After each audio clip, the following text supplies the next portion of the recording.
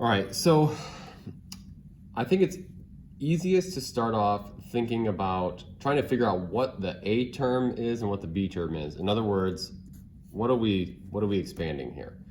Okay, and so if I have x to the fourth first, then this first piece of the binomial has to be x.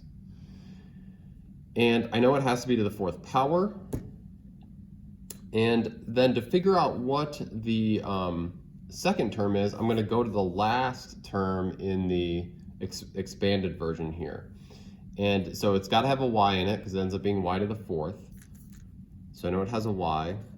And then I need to know what number to the fourth power gives me 81. And so you could guess and check, but what you'll find is that this is 3 to the fourth power.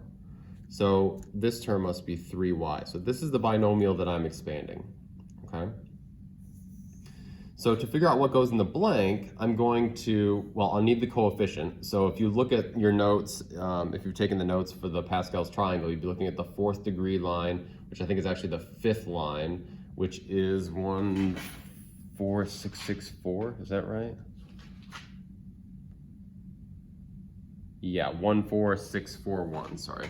So 14641. Okay, so 6 is the coefficient from Pascal's triangle. And then it's going to be x to the, well, here's the fourth power, third power, second power. So x to the second power. And then it's going to be 3y to the 4 to the 3 to the second. So it'll be 3y to the second power. So that's what that term has to be. In your calculator then, which I mean, you can do it in your head too if you want, but it's probably easiest just to do it in your calculator. You're going to take 6 times 3, and that's going to be raised to the second power. Whoops. Okay, because you square everything in the parentheses there, and you'll get 54. Okay. So 54x squared, y squared, and then you just kind of say a prayer and hope that that's one of the options.